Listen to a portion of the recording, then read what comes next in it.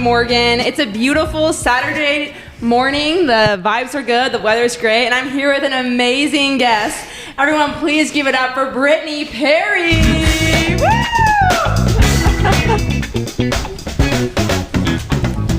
Brittany, how are you feeling this morning? I am feeling great. It's a beautiful day in the Ozarks, and I am I'm happy to be here. Well, thanks so much for being here. You know, Brittany, you got a nice little workout this morning, and she's absolutely slaying in her fit. Let's give it up for Brittany. Thank you. A vibe. So Brittany and I actually met a few weeks ago at a manufacturing conference, and I remember being like, should I go to this booth? My coworker wanted like a donut, and then we just hit it off, I think. Absolutely, like a house on fire, absolutely.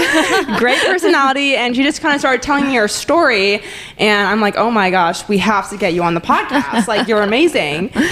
So Brittany, before we get into everything, can you just go ahead and like tell us a little bit about yourself? Absolutely. I am an attorney at Evans Dixon. I specialize in litigation. And for those of you outside of the law world, it basically means when things go to trial, you hire someone who goes to trial. And so that's kind of my role, whether it's a conflict and somebody has stolen your boat and you want to get it back. Get your boat back. Get your boat back. Believe it or not, I have. We're in the Ozarks. Yep. And we didn't have a written contract.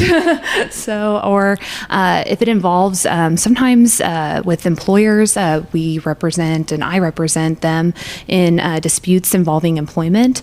But I also have a side practice that kind of came out of nowhere, but out of a need that I found in the Ozarks with women and just in general people who have survived domestic violence, stalking, and sexual assault. Wow. Guys, round of applause for Brittany.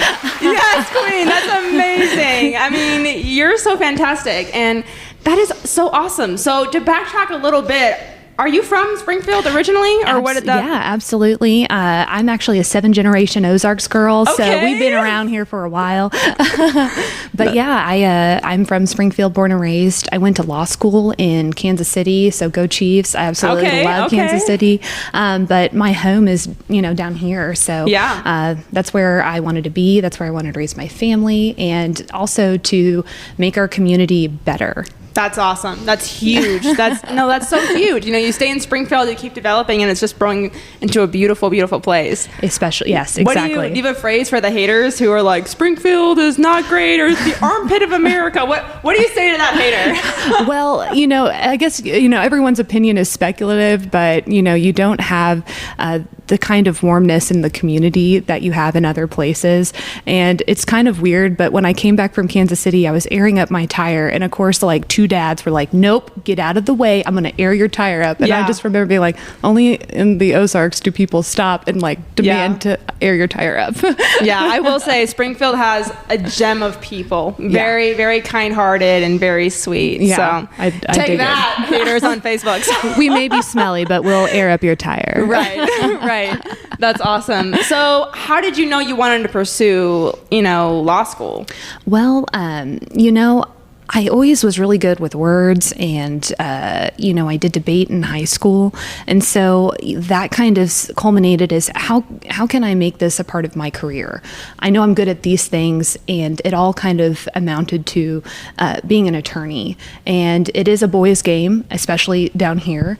And often you will walk into a courtroom and be the only female, which is hopefully starting to change. But I knew that was going to be something that doesn't bother me. I played baseball with all boys. It didn't bother me. And so, Absolute queen. That was what I wanted to do. So just try to find what you're good at and make money at it. Yeah. That is so awesome. So you touched on it for a second, kind of the Harmony House and the surveillance. So what ultimately led to that happening, So I ended up starting a program called Surveillance for Survivors. And it kind of came out of a need where victims who were being stalked or having domestic violence, they are, thrown into temporary housing oftentimes because they're not wanting their, be at home because the person obviously knows where they have resided oftentimes. And so when they're getting out of shelter, or if they're in temporary residence and they're terrified of that person finding out, they can get a free surveillance camera, and a year subscription, but we can renew it. It's not like a set thing of that data saving. Should you need it in court for security purposes, and those are absolutely free. You can get them at Harmony House or the Domestic Violence Center in Greene County. That is so awesome. So funding-wise, where does something like that kind of come into play? Well, it kind of came about in a lot of different ways, but I partnered with an attorney in Springfield called, her name is Sarah Donnellan, and she primarily and solely does survivor work, and she is phenomenal. I cannot say enough good things about her. And she was having clients that were also experiencing the same issues. They were scared. They're in court, and they're like, I saw him outside of my window, or I saw him outside of, he had a hatchet. And it's it's not as compelling when you say it until you show the judge, here's him at my doorstep with a hatchet, and it's much more convincing, and it actually kind of puts oftentimes a male judge into the female's perspective, and no one wants to be greeted that way. So her and I kind of got the idea to do this, and I ended up writing a grant that ended up funding a large part of it, and then we've been just doing fundraising throughout our community. So there's lots of cameras. Yeah. So yeah. I think the podcast needs to partner with.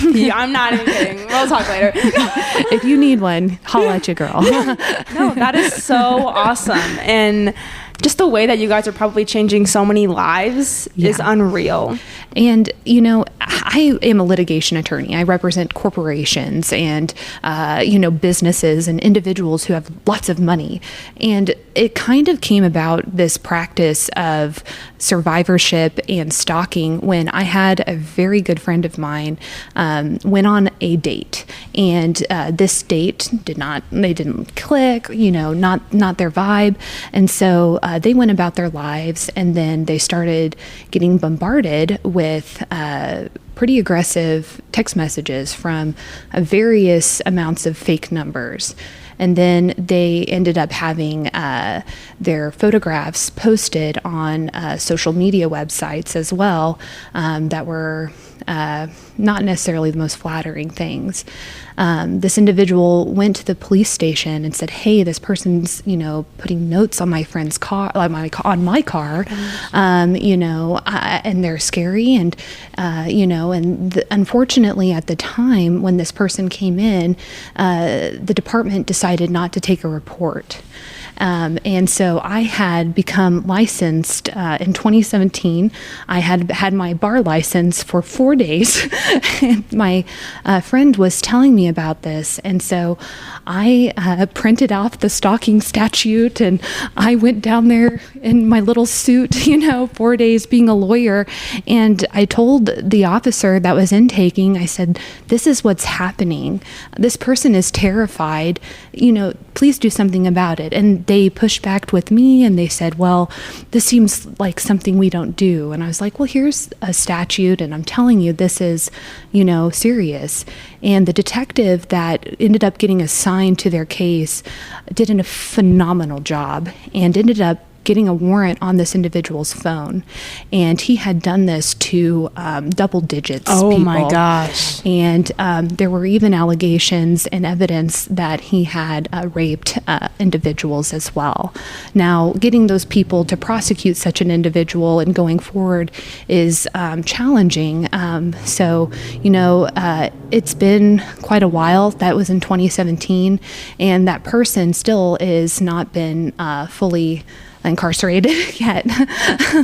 So that's wild. It's, and when I tell people, when I represent them, I can tell you that whether it be the civil side or the criminal side, I've never felt or heard from a survivor that said, wow, I felt vindicated. You know, whether it be the criminal system, it has its flaws, and the prosecutors in Greene County, they do the best they can, and they are amazing advocates, but you only can do what you can do, and in the civil side, which is what I do, I can only give them money. Like, I can get you money, but it's money don't fix everything. Right. It's, and you may see this person who has done horrible things to you out in public, and you are going to see them, live their, awesome lives, out in social media, and you're just going to have a stack of cash. And I hope you're okay with that, because oftentimes when we exchange that large sum of money, it's because you're going to sign a non-disclosure agreement. And so they can't really tell their employer or, this new girlfriend or whoever they see, this is a serious thing that you need to be cautious about. But they have the money, and that's, I still think, is a win in a lot of ways.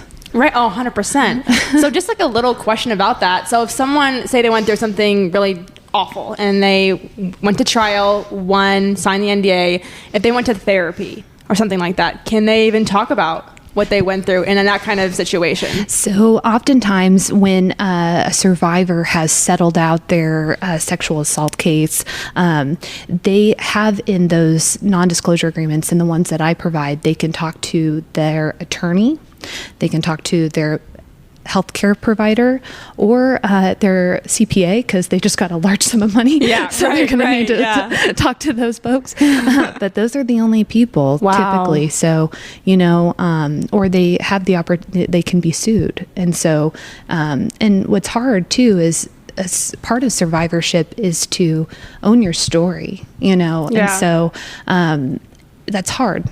So, those are things you have to kind of think about, but, money does pay for a lot of nice things. So. It does. Yeah. Shoot. So like from the mental health side, what's your opinion on that a little bit? Because I know if something happened to me, I'd be like, justice. I want what I feel like I deserve. But also, if you want to do that work to kind of, mentally heal, like what are your kind of thoughts on, can you still heal mentally and all those things, but you can't talk to anybody about it, really? Yeah. It's different for every single person, but there are some really amazing therapists out there.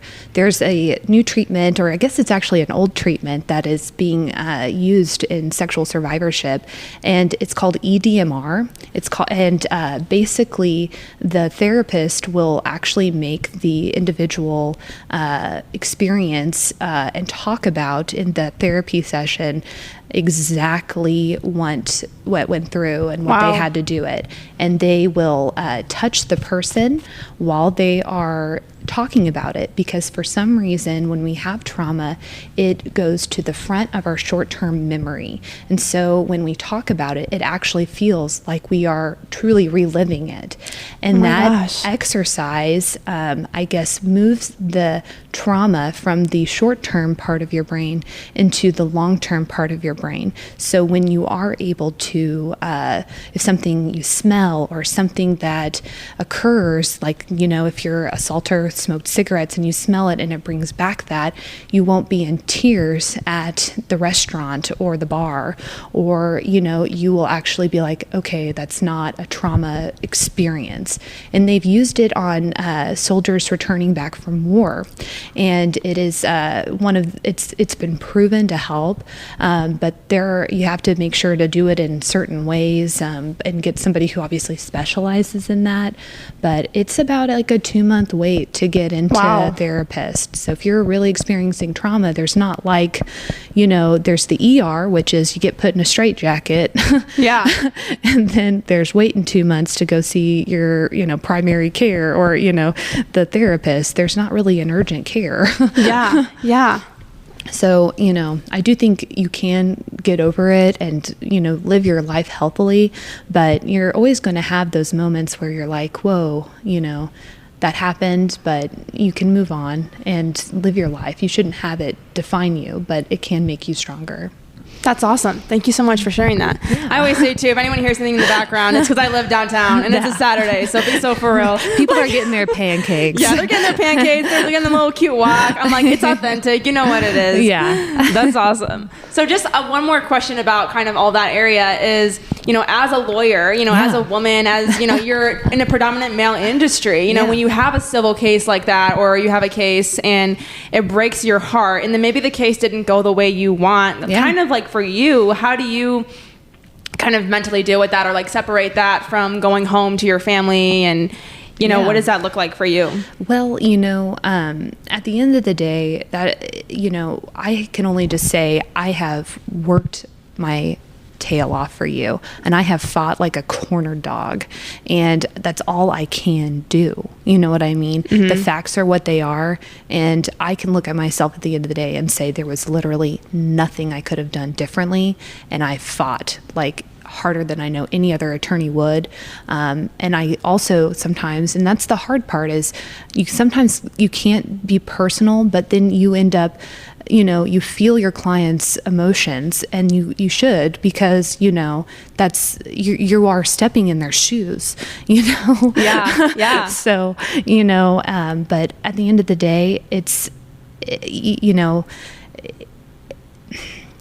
you just have to know that you did the most you can. Yeah. And sometimes things are unfair, and you smoke a cigarette and you swear under your breath 500 times, and then you move on. But I know I have never met a single client of mine in those situations, and they are very rare, because I will be honest, in my situations, I only take cases that I know that I can truly advocate. I'm not going to do something I know that will have no success. Yeah. So, even if it's, not $50,000, but this is as much money as this person truly has, and we've gone through every bit of their assets. Yeah. Yeah. This is something that, I would love for you to win $1 million, but rape is an intentional action, and oftentimes insurance don't cover those kinds of actions. Yeah. So this is what they have. So, I still think of a lot of these as a win. Even though my friend who is still experiencing that, person who, stalked them, and they still haven't still been experiencing it. Well, he has not been formally, convicted of the crime, so he is still out there in public, living his life. And so, that's been since 2017. So that's almost been. How can that even be? It's 6 years. Yeah.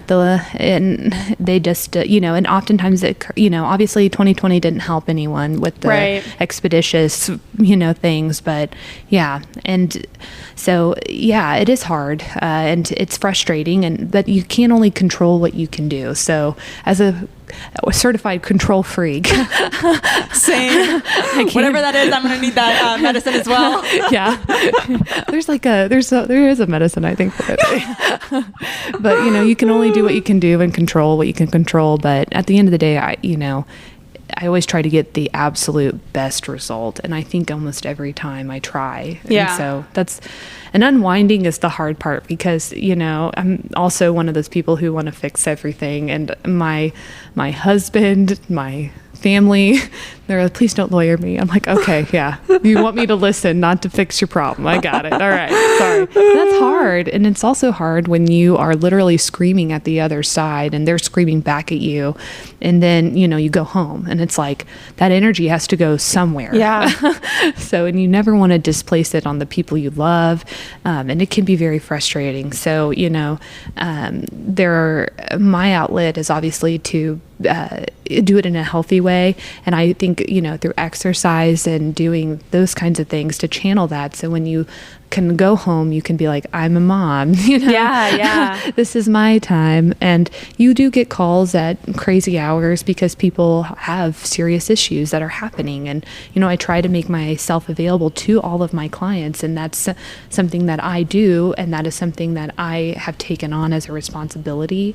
And so there are some people who turn off their phone at 5, and that's awesome, but when you do the type of work I do, I have to be in communication, because I have to address things immediately. So it can be hard, but at the same time, you just have to know yourself and what you can handle. That's great. Yeah, truly. Yeah, that's awesome. And I mean, first of all, you're amazing. Aww. So if anyone has any kind of issue ever, this is the girl you want on your team, because she is going to advocate you, and she's most likely going to win. So get her on your team. But I think something you said so strong was, the system isn't perfect. No. And obviously there's things that happen that we can't control, the fact that that guy is still out there. So for you to help create something, like the surveillance cameras through Harmony House is, I feel like, well, how can I find a solution, And so in that area, you're probably saving so many lives because, people go missing, things happen, and then it becomes important. And so I think what you're doing is really attacking the issue from the beginning. And that's something that is so awesome. Yeah. And I it's one thing to hear it and it's another thing to see it. Yeah. Yeah. So to kind of go in a little bit into that topic again, we touched a little bit on demographic, and I think you were saying that things are so different, but, what does a survivor typically that you've met or seen, analytics from, what does that usually look like? Well, it can range, obviously, in age, and there are kind of a range of stalking that does occur. So you have, obviously, the most prominent version of stalking, and the most that we see are relationships, people who've had an intimate relationship, often boyfriend or girlfriend or husband and wife, and that is the most frequent one that happens. And obviously, subsequent to the breakup or subsequent to a divorce or dissolution, the partner ends up becoming the stalking party. I will say the majority of those are women, oftentimes in their mid to late 20s, and then sometimes into their mid 30s. But you have to think it's kind of when people are dating and more fluid. But I will say I have had a stalking situation involving, it was a female on female, and that was one of the worst stalking cases I've ever had. And it was the ex. The ex-girlfriend was mad at this new girlfriend, and man, oh man, it was probably one of the worst ones. You also see demographics in that situation kind of that I mentioned are the date that just didn't work out. Yeah. And so it's like... me so scared for all that. It's just a blind date. It's no big deal. It didn't really work out that great. And sometimes those temporary, get to know people, it's that that happens too. And so those can also be a little bit more difficult because you don't know that person, and so you can't really anticipate their next move. Unlike a married couple, like he knows that I go to, this place, so he's going to sit out there. But the person that may not know you may not be able to anticipate their next move because you don't know them. Yeah. And so, it kind of causes for concern. And it was weird because when my friend was going through that, the way we ended up finding out it was this person, because we had no idea at first, the person had used a word continuously through all the various different phone numbers. And we searched, in the text message, we looked up that word, and all of the crazy numbers showed up along with that one person that they had gone on the date with. Wow. And that is how we ended up finding out it was that person, because of language. Wow. So being good at words is important. Oh my gosh, women can find anything. You will, yes. Yes. You try to hide something from your girl, psych? No, there's no hiding. Cracking the code. Wow, that gave me chills, low-key. That's wild. And then the last form of stalking that can happen actually amongst obviously younger folks, and it can also happen amongst the gay community as well. And I don't know necessarily the analytics behind that, but sometimes there's more dating involved in those places and those types of folks, the younger, and trying to find your partner. And then the last one that we see, which can oftentimes be the most dangerous, and sometimes it's typically for the victim or the survivor, it can be the scariest. And those are people who we don't know who they are. We don't know why they have chosen us. We have never really had a connection with them.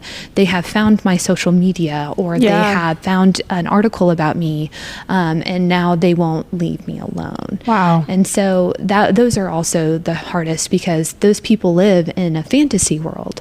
And so they have fantasized in a way that have, and something too about stalking that the person who is stalking gets kind of off to the contact. Yeah. And so oftentimes folks, in order to get them to stop, they have to file a restraining order, or what we call in the state of Missouri a protective order.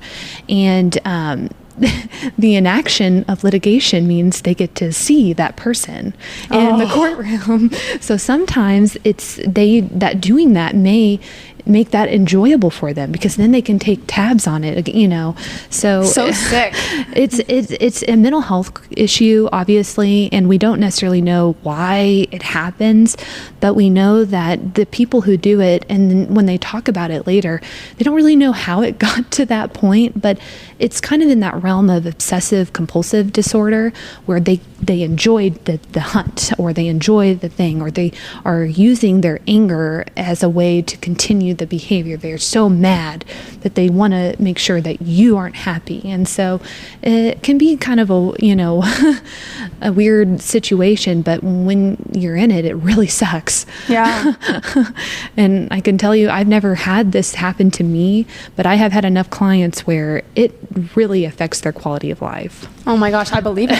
100. You're constantly in fear. Yeah. Oh my goodness. So you mentioned that a lot of times it's casual dating or relationships based on all different kind of communities, and typically like younger.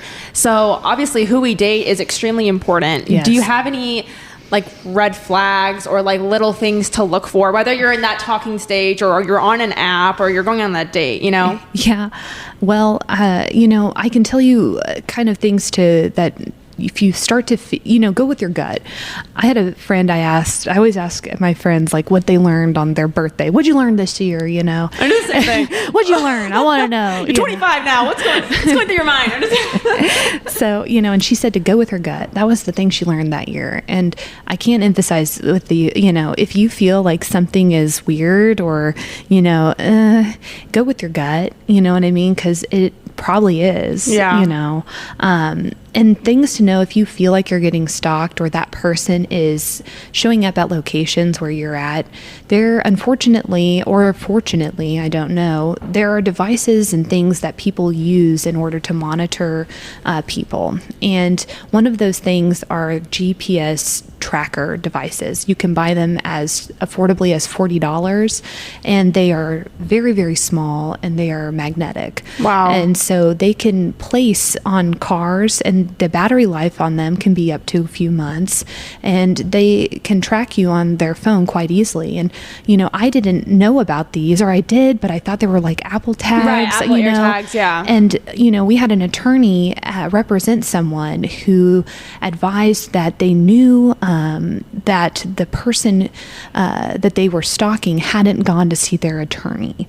And the attorney inquired about it, like, how do you know that they haven't gone to their attorney? And the person advised that it was because they had placed a device on their vehicle and were monitoring that person.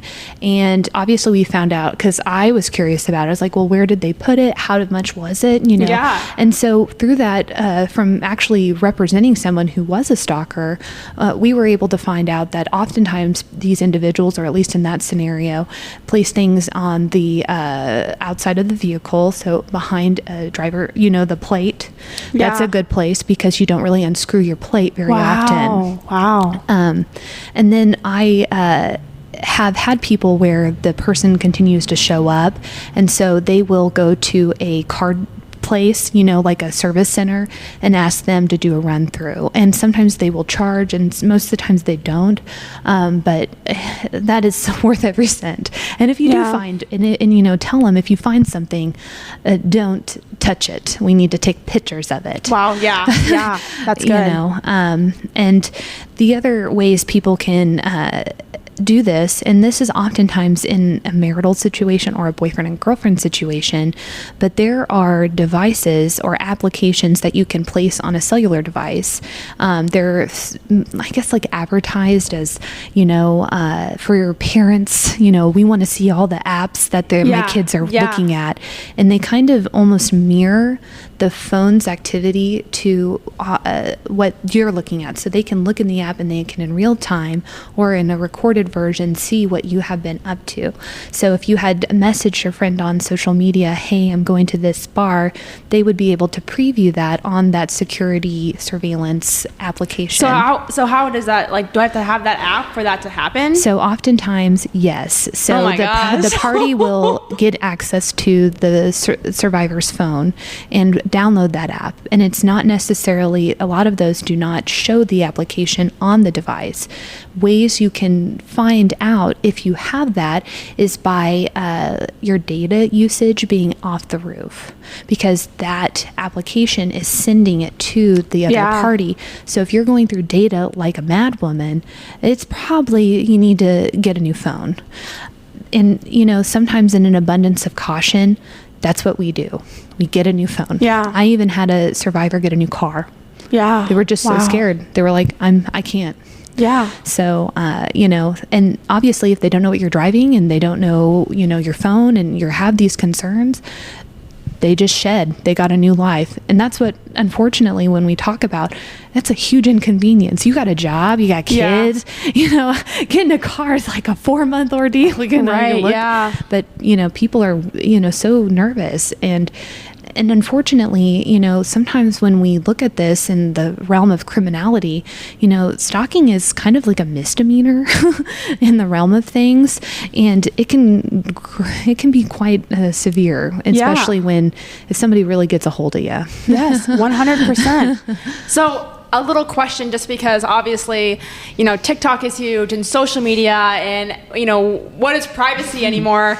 So, you know, you've given some really great tips on protecting yourselves and signs to look for that I really had no idea, or a lot of people probably don't. So when it comes to social media and things like that, do you have any tips as well, or like things you've really noticed? Well, you know, for me and my own, because for any better purposes, I piss a lot of people off. Let's give So, you know, for me, you know, I always am worried about protecting myself, because, you know, there have been cases where the defendant comes and finds the attorney, you know. So I obviously have surveillance at my home. And as far as, you know, and I encourage everyone to do that, just in case. You never know. Yeah. And to have it is better to not. And even though mine is primarily to let my cat back in and out of my home 1,000 we love it. times a day.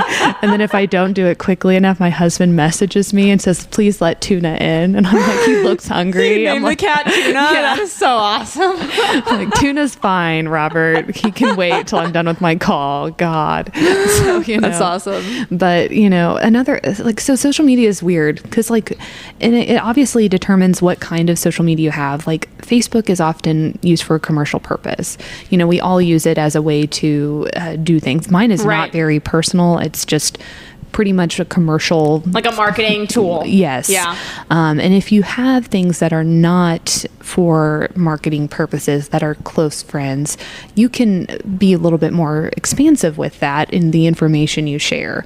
But, you know, if you have a pretty open profile and you don't really check the folks that you add on to, you know, the information you provide, you know, it's hard. You have to make sure that you're monitoring that. When I was pregnant, I was absolutely terrified to post that on my Facebook, because I was afraid someone would harm my child. Yeah. Yeah. And I know that sounds weird, but that's the world I live in, right? And so I didn't post about it until, like, I was about to have that baby. Yeah. Yeah. She pulled that Kylie Jenner and released the baby information the day he was born. Exactly. Yes. It was kind of like that. It was like, oh yeah, everyone who has seen me, I'm very large, but it was awesome. It was like around 8 months or 7 months. So, you know, it was right there. So, and I also was concerned. I was like, do I post a photo of my child on social media? I'm really concerned. And I have friends who are prosecutors and federal prosecutors who got off social media because they prosecute drug lords, and that's a way they can harm them. And I have some that, you know, choose to post. You know, I ended up posting a picture of my kid. You know what I mean? Yeah. It is what it is. But I don't post pictures of the outside of my home. Yeah. I, don't post photos of my vehicle, just because, if somebody really wanted to track you, you want to make sure that they have the limited information. Now, like on Instagram, you have I have a very small following. It's just friends and family. Yeah. I may post photos of things like that. Right. But, you just if you're not going to be careful with who you select and do a thorough case net and background check on those folks, or you don't personally know them very, very well, monitor it. And I always feel like Facebook's the most expansive, or Instagram, and then like your Snapchat, or, your other things, maybe a little bit more you can open up with. But just remember, if you were wanting to, like we talked about, we can find out anything about anyone on social media, and, your car, things like that, where you live. Oh yeah, that apartment looks really familiar. Yeah. We've all seen, don't mess with cats, or, Yeah. And especially with TikTok too. I mean, your whole goal is to blow up and be viral. And so if you're going to have like thousands of people see a video that you're going to post, I mean, really proceed with caution, I think. Yeah. And if you're going to do that, and you're going to post what your house is or where it is, just know that there may be people who want to come find you, or that, you may upset. And so having those, precautions like a surveillance system and things like that can really help, Yeah, that's awesome. That's so good. So just a little different question. So obviously you've mentioned, different cases with scary people. Yeah. I feel like I can't even like watch certain TV shows because I'm afraid of everything. Like Criminal Minds. No, I can't even drive on a back road anymore thinking like I'm going to die. And so when you have, different cases and clients and you see things, does that affect your trust on people? Or like, does it ever make you just kind of have not like a bad taste, but you're like, okay, there's a lot less good in the world than there is bad. Like, how do you navigate that? Well, it definitely makes me assess risk differently, right? I know that I won't do certain behaviors because I've seen the outcome of some behaviors. And so, I don't necessarily think it's a bad world, but there are certain things that I won't do because I know that there is an associated risk possibly with that. So it is one of those things. And the other thing too, which I unfortunately have kind of like a privilege, right? And my privilege is I'm a scary, mean lawyer. No one's going to mess with me. And if they do, God, I hope that they grab their ankles, man, because it's going to be a rough ride. Yeah, they bring their whole team. Yeah, it's going to be she's squaring up. So, I walk, and that's a privilege, right? I know I'm smarter than you. I know that I can really do some harm if you mess with me. And so, You're so cool. But I walk with that privilege. And so, I don't necessarily have the same, and the reason why I probably have never been stalked or, because it's something that can happen to anyone, is because I'm a mean, scary person. And if they did that, God help their whole family. You know what I mean? So, and I'll burn their house down in the name of the law. And I'll get a court order. Did it? Awesome, But it can really, and so I walk in a different shoe than the average person.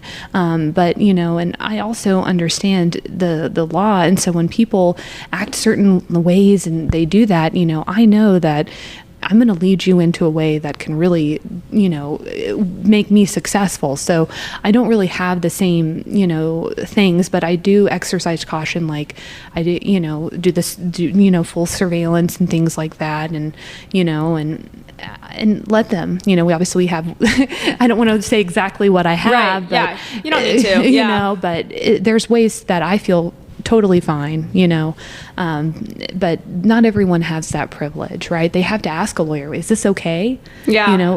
What can I do? So it's a little bit different for me. Yeah. No, that's awesome. So to go back to the Harmony House and the surveillance situation, has there been, what does the impact look like in Springfield with that? So we ended up writing that and starting it off from the ground a couple months ago. And so we've purchased these, we're handing them out. And so, honestly, for impact, we can only, it's hard to put a number or make it tangential because, it could be that somebody feels confident enough to go home, and that is a win, 100%. Yeah. And so, impact can be a lot of different ways. It can feel that somebody can be confident in going home. And home is our safe space, right? Yeah. And so that is $1 million win for me. As far as, creating evidence, surveillance cameras create great evidence. And so, it has been helpful, and even if an individual doesn't want to pursue their case, right? Let's say they have all of this amazing evidence and they just say, you know what, I'm not going to do this. This is too traumatic for me. Like, it's not something I'm interested in doing. That's okay too, right? Because like we talked about, not every win is litigation. Right. And sometimes expressing that to a client, it's like, I am not going to pressure you to sue this person. This is what your life is going to be. You might not want, if they don't want to settle, you may have to file a lawsuit, which is public, Yeah. So, it's a give and take. But yeah.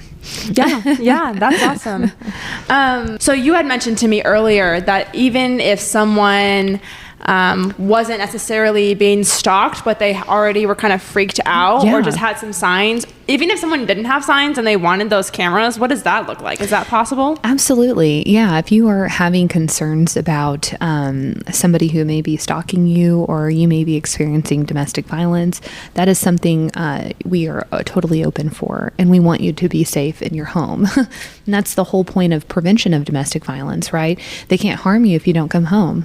You know what I mean? They, there's ways to effectually decrease those numbers. And so, yeah. So to my listeners, if you're ever, if you're someone who's experienced some of this, or you have concerns, or you can relate, definitely please check out Harmony House and the options that are here when it comes to surveillance and your safety. Absolutely. So, yeah. So a question for Brittany. Okay. So, you're this lawyer, you're this queen, you're a mom, you're a wife. How do you do it? How do you do it? Well, that's a funny thing, right? I obviously have help, right? I have amazing family down here, and that's one of the reasons why I returned. So my dad helps me, my partner helps me, his family helps, my aunts and uncles help. I mean, it's a whole, I was like, thank God my grandmother had so many kids, because I thankfully, like when that ice hit the other day, or back in early February, I was handing him off just to random family. I'm like, second cousins work. That's awesome. That's awesome. You can't do it alone, right? And your family and your friends, they want you to be successful. So whether it be, and I had one of my best friends, I was a bridesmaid in her wedding, watch him on one day, she was available, and so it takes a village, truly. And, I'm blessed with my amazing village. I also think, hustle. You gotta hustle. It's not, as my daddy would always say, if it's easy, everyone would do it, And so, it's not going to be easy. It's going to be hard, but, with hard things comes great things, so that's one way, is just gotta hustle. And no one wants to run like 5 miles. It sucks, right? But you gotta hustle, waking up early and, doing those things, and, it's a part of it, but, pressure makes diamonds, Period. I think you're so inspiring, because sometimes there's that idea where it's like you get either, like the life, or being a mom, or a career. And I think you're a great example of someone who can thrive in their career, and have a great family and have a life. And I think that just shows that you're right. There is no I in team. Like, you need people and support around you. Absolutely. Yes. And daycare is clutch too. Gotta love them. Little Robbie loves you guys. That's awesome. So when did you and your husband meet? Well, we met, it's kind of a weird situation, but my whole family's in the news industry. Okay, and so my brother was working at a news station, and he's in news too, and my husband was in news, and my brother had just started. I think he was like 15 or 16. He was the youngest guy there, and he had a really rough day, because the news is in a lot of ways like the law. It's very cutthroat. Yeah. And people are mean, and they, they're just, I don't know. I'm not in that industry, but I've just been told, so whatever. And so Robert actually took little ZP, my brother, to Taco Bell, and was like, it's going to be okay, man. It'll be fine. And so my husband is 6'7". I don't know. I've only dated tall guys. That's I don't know what it is. Who's got any like friends somewhere down the line? Let me know. And I had just broken up with my other boyfriend, and I was really sad and whatever, young Brittany.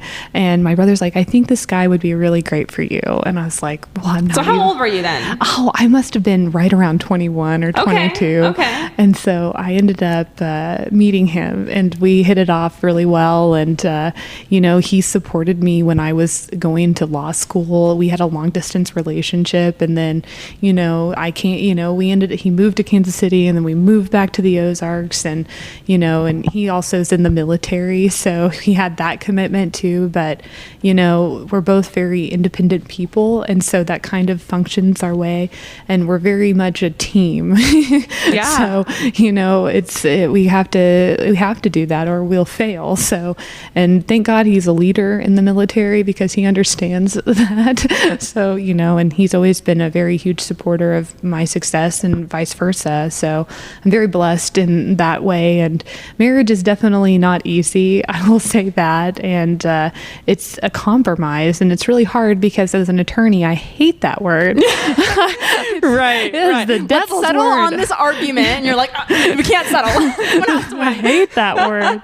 It's the devil's word. So yeah, and it's hard because and he has to constantly remind me I'm not just somebody you boss around, and I'm like, yeah, you're right. And that's probably why I respect him so much, is because I can't tell him what to do. Yeah. And maybe that's the partner I always needed, to somebody to tell me what to do, because I would run over someone like that. So that's kind of how we met. My brother introduced us, and so my brother's very close with my husband, and it's kind of like a weird family introduction. It's like old school. No, it's awesome. Honestly, it's great. Yeah. So would you have any advice for anyone like in relationships, or basically I feel like an issue I see a lot, even in myself sometimes, is like if you're independent and you have a drive, you have a career goal, and when you're looking for that partner, like it sounds like you're an independent person who met an independent person, and you have this like awesome, healthy marriage, it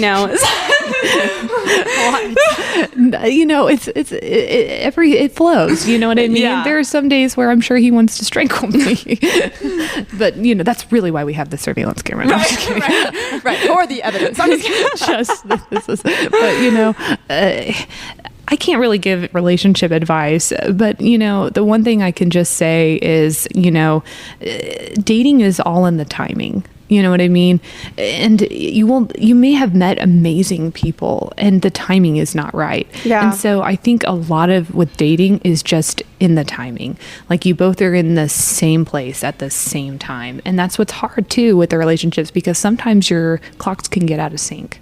So, while you're in the relationship. Absolutely. Oh, that's a topic. It can. One party gets a different career or something drastically changes, children, things like that. I mean, I see it all the time, but what I can say is, it's a lot of the timing, and then obviously communicating, because I was never shy with Robert about what I wanted to do. Like, I'm gonna be a lawyer if you want to do that. And at one point he said, no, you're gonna be I'm gonna be in Springfield, you're gonna be in Kansas City, how is that gonna work? And and we eventually came up with, we'll just do long distance, and if it doesn't, it doesn't, and then it did. And so it's a haul, it's hard. But with anything, a hustle. Yeah.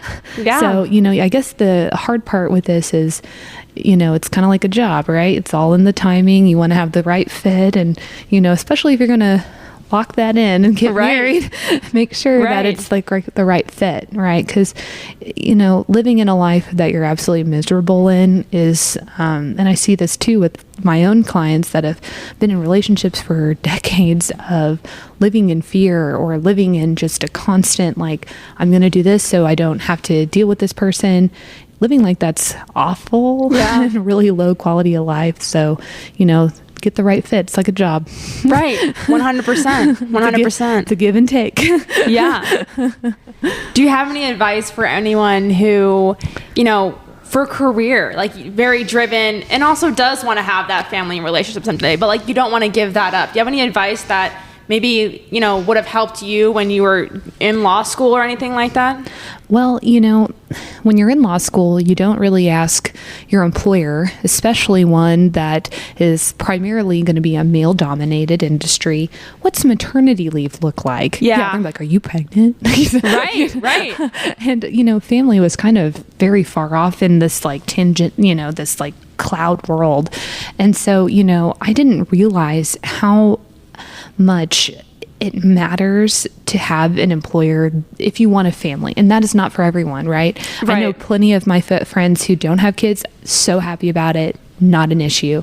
If you want to join the baby cult, please do. We would love to have you. It's great. Drink the Kool-Aid, but if that's not your vibe and Kool-Aid's not your flavor, come join. But if you're not about the baby cult, I get it, but I have an employee. It was kind of weird because I started off at a firm that my partner didn't have kids, and it was just something that she wasn't interested in, and that's fine. And I'm happy that was, her choice, and I think she was happy with that decision.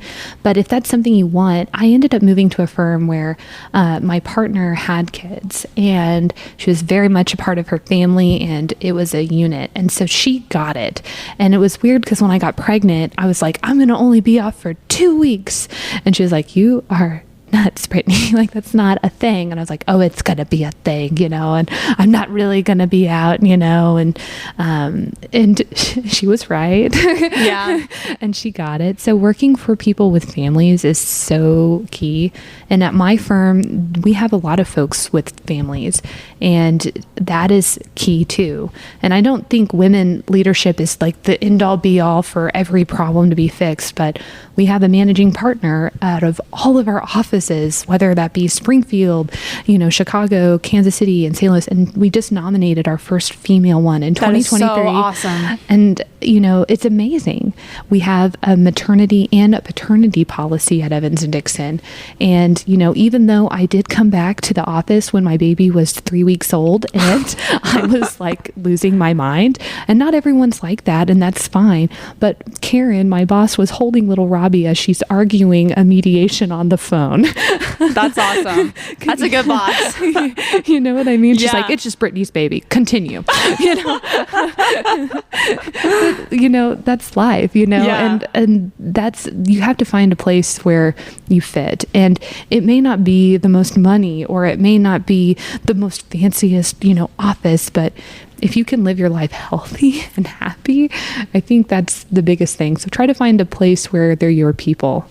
And that may not always be that it is, and it might just be a right here job.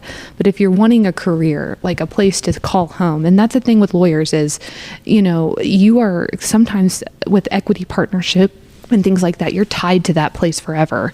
And so, it very much depends on who you're going to practice law with, who's going to be in your corner. And so I've always found that if you can answer those questions, and, you spend more time with the people you work with, oftentimes than your family. Yeah. So it's choosing the right time, the right place. That's right. That's so good. So we're going to be closing up here soon, but another question I wanted to ask is, being a female lawyer in a male predominant industry, do you have any advice for other females, or like things that have helped you, stand your ground and be confident and strong? Yeah, it's lots of different things. I've been called all the names in the book, and I used to keep a list behind my desk. Tally mark every time. B-word. I got called a Nazi one time. Oh my gosh. But the list just got too long, so it didn't make it over to the move. But, it used to be quite a long list. Yeah. And the other thing I think happens a lot of times too, and it just happened to me the other day, an attorney accused me of being, quote, too emotional. Oh, I was like, gosh. oh, you'll know when I'm too emotional. He's like, you need to chill out. But being a female, yes, for better or for worse, you stand out, right? But I think it can also be such a benefit because you have a perspective that not a lot of folks have. So when I have clients that are sexual abuse survivors, or domestic violence, or stalking, oftentimes they may have hired a male attorney, but when the female attorney looks at it, they're like, whoa, this is a concern XYZ. And, you have that different perspective. Your Honor, this person showed up not only at this event, but they stayed in the back so they could observe my client. Yeah. And then the male attorney goes, well, that's where I told them to stand because I thought they wouldn't want to see him. I was like, no, that's something that is a stalker would enjoy, Yeah. But as a female, I would know that would bother me because we don't have, I like to know where my scare place is. I like to see them so I can at least get out of the way. Yeah, for sure. So it was just interesting. And you also understand the two, like there's a lot of dynamics involved, especially with employment and sexual things that happen. Yes, absolutely. And so a male may look at something in a way like a piece of document, like, I hope you have a good night, cowgirl, or should I say reverse cowgirl? Winky face. Exclamation point. And that's, and you're like, good night. Yeah. Do I even respond to this? Oh, yeah. Or the message being late at night, and the male will be like, oh, that's not, but some of those things really, you know it when you see it, right? Oh, yeah. But like your friend also said too, you trust your gut. Yeah. Feeling when you're like, this doesn't feel business related. Exactly. And, it's like there's something, and maybe it's my age or whatever, but I think being a female gives you power, and I don't ever think of it as a hindrance. And sometimes, I had one time an attorney, this was like maybe a month or two in my practice, and he came into a deposition and he goes, Brittany, I forgot my pen and paper. Will you go get me it? And so I looked at him, and I had our office phone in the center of the deposition room, and I called my secretary and I go, Mr. X came vastly unprepared today, and he's going to need a pen and paper. Will you go get that for him? And I looked at him and I'm like, I'm not your secretary. Yeah. I'm your colleague, and I'm not going to take notes for you. And, and it also is kind of funny too, because bailiffs will ask you, are you an attorney? And you're like, I'm in a suit. Yeah. I'm in my laptop. Yeah. I'm here, because I have. Yeah. The stilettos on. I could be more obvious. I don't know, man. I think I'm just here for the vibe. I was like, yeah. And he goes, well, do you have your bar card, which is, your identification as an attorney? I was like, yeah. When they're not asking anyone else, probably their bar card. Yeah. And they ask you to get it out. And, I comply. But, they probably have never seen someone like me before. And that's why they're confused. Yeah. And that's fine. I'm going to educate you that I am an attorney and this is normal. And that's okay. It doesn't bother me. But, if you're going to be a jerk about it or whatever, well, I'll put you right back. Yeah. Which is why you're such an amazing attorney. Because, especially in that example with like pen and paper, like there's a nonverbal control where it's like, yeah, you're in here, but you're going to be like a lower class compared to the other guys in here. Yes. And so for you to be like, it just puts someone back in their place and being like, no, I'm here on merit. Yeah. So goodbye. And sometimes it is truly just absolute confusion. They're like, this is not normal. You're not normal, So, it's like, are you the court reporter or the secretary? Why are you here? And you're like, well, no, the lawyer, he's okay. But I love that your attitude about it, though. At least you don't take it so personal. It doesn't hurt my feel, because the next time they won't do that, right? And they'll be like, okay, this is normal. And most of the time they're kind of like, wow, this is a cat in high heels, oh my gosh, or this is like a dog walking on two legs, like it's kind of unique and different. So yes, it can be kind of like, okay, I'm playing in an old boys game, and the judge may be talking to the other attorney all about his golf game and will not even acknowledge me. But I will say times are a-changin'. Yeah. And that is not the same ball game as it was 5 years ago, and it's continually changing, and I am here for it. Yeah. I am fighting for it, and all the advice I can give to girls is just show up, be you. Yeah. Wear the pink shoes if you want to, pop off. Yeah. And if you're too emotional, show them what true emotion is, because that's how you argue a case. That's right. Oh my gosh. I have chills. But seriously, and you're paving the way for so many more like generations of women to come, where who knows, maybe in like 15 years there's not going to be a question of like why you're in this courtroom, Probably asking the guy, let me see your bar card. Sir, do you have a bar card? Are you supposed to be here right now? Well, and I've had such great examples as my bosses. I mean, I have only had the luxury of having women bosses, and each and every one of them throughout my career have been absolute rock stars. And so, watching them be amazing, it makes me want to be just as amazing. Yeah. So, I don't know if I'm any groundbreaker, but those are like, my boss told me she was straight up asked if she was intending on being a mother at an interview, which is very illegal, and even was illegal when she was being interviewed. Wow. And, she would never ask that, but you know what I mean? Like, those are the people who had to deal with that crap so that I can at least exist. I may have to show my bar card, but I'm not asking if I'm going to be ovulating soon, right? It's like a, first date question. So, like, what's your ovulation schedule? You planning on being a mother? You want to ovulate and chill? Like, you're not going to need that maternity leave, are you? We'll just take that out of your contract then. Like, that's so wild. I can't even fathom that. I know. Wow. And that's, and I don't have that obviously, and are from Embrace's parenthood, but it's just a different time. And, I couldn't do what I do without them. And those people are the true BAs, right? Wow. You're all amazing. Well, thank you, Brittany, so much for coming here on the pod and just sharing much like wisdom and advice, and honestly, like being an inspiration to me and to like so many other people. So as I like to close every show, you know what I do on Keeping Up with Cass? We ask our 3 main questions. So what is your favorite song? Okay, so I love Mac Miller. I am a huge Mac Miller fan. May he rest in peace. God, I love the Weeknd song that he knows. I love that song. Oh, it's my amp. I love it. So big Mac Miller fan. Anything he makes is amazing. Yes, but yeah, so good. Favorite quote? So, work hard and don't let anyone push you around. That's so good. Yeah. Not a single person. Amen. Rock on. And what do you want your legacy to be? I guess I want to do good. You know what I mean? At the end of the day, it's great to be a great lawyer. That's an even better accomplishment to do good. Yeah. That's so awesome. You guys, Brittany is a queen. Thank you so much for coming on the pod. Thank you for having me. You're amazing. This is an example of if you see someone cool in real life, introduce yourself. You never know what can happen. But also, the work she is doing with Harmony House and helping those surveillance cameras is huge. So again, if you are worried about something in your life, if you have a fear of privacy, and it's okay to reach out to someone and like figure out your options. Absolutely. And if you are experiencing that, there are resources. Call me, call Sarah, call any attorney. Let us advocate or take a call. I'd rather you call me and survive. Yeah. Protect yourself and, be very aware of what you're posting on the internet or like, even what you tell people, strangers, about your details of your life. Where you work. Yeah.